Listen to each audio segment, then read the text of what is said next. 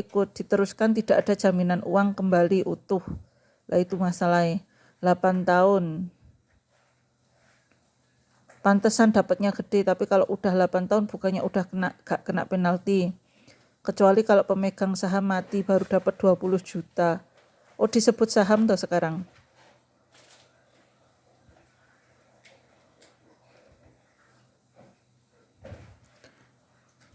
Saya aja total 300 ikut 2 tahun, Bu. Terimanya cuma 15,800.000. Oke. Terus sisanya kemana, Bu? Kok tetap ada potongan? Kayaknya di atas 5 tahun gak kena penalti. Alasan basi, katanya saham anjlok. Saya bilang katanya asuransi jiwa. Kenapa saham dibawa-bawa, gak ada urusannya sama saham. Saya hanya bilang saya minta tabungan saya tidak bunganya.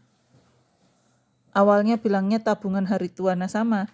Karena tabungan pensiun bilangnya. Ini kasusnya kayaknya sama ini. Bu, ini Pak Yahya. Pak Yahya ini sama kasusnya sama saya ini. Tabungan. Kita nggak tahu kalau dimasukin asuransi. Yang ini sih juga gak mudah klaimnya. Wis pokoknya, waduh iki wis ngene. OJK nggak berpihak ke kita. OJK tidak peduli proses penjualan, padahal akar masalahnya di situ. Polis bahasa dewa sulit diperkarakan. Kita suarakan saja terus kerugian kita, minimal jangan ada lagi yang ikut asuransi.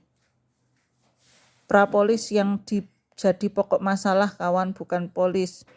Ya masalahnya di proses akuisisi prospecting pakai taktik busuk. Maka itulah kalau posting di FB viralkan prapolis.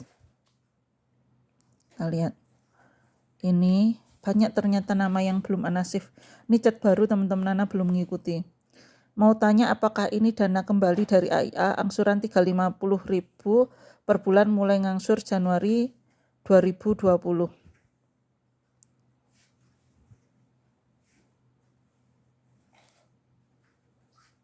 Ada link. Kalau baru setahun, setahu saya saldonya masih kecil banget, Pak. Ya, Bu, tadi dapat surat cinta lagi. Bentar ya.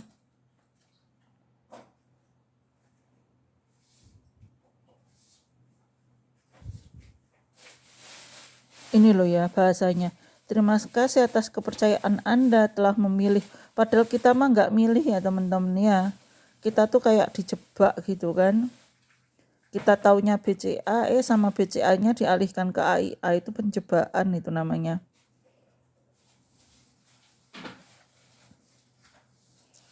Kalau saya awal ikut investasi Provisa Max, ini karena tergiur pendapatan setelah 7 tahunnya. Bukan karena asuransinya, Bu, tapi karena lihat banyak yang kecewa jadi tumpol. Hati-hati, Mbak.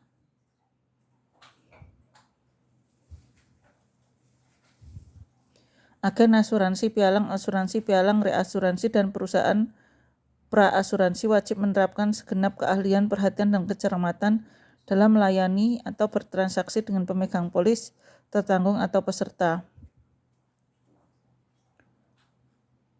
Ini pasal 31, agen asuransi, palang asuransi, pialang asuransi, reasuransi, dan perusahaan pre-asuransi wajib memberikan informasi yang benar, tidak palsu atau tidak menyesatkan kepada pemegang polis, tertanggung, atau peserta mengenai risiko, manfaat, kewajiban, dan pembebanan biaya terkait dengan produk asuransi atau produk asuransi syariah yang ditawarkan.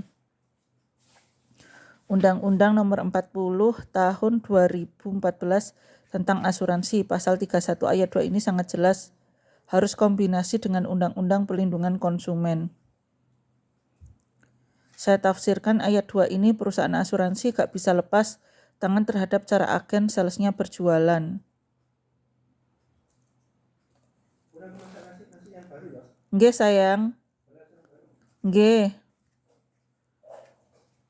Siap orang yang dengan sengaja tidak memberikan informasi atau memberikan informasi yang tidak benar, palsu, dan atau menyesatkan kepada pemegang polis, tertanggung, atau peserta sebagaimana dimaksud dalam pasal 31 ayat 2 pidana dengan pidana penjara paling lama 5 tahun. Nah, iki waya kudu dipenjara kabeh itu orang-orang yang nipu kita, teman-teman.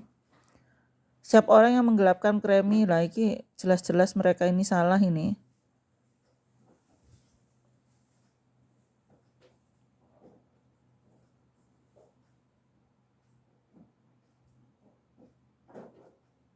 Nah, ini malah korporasi.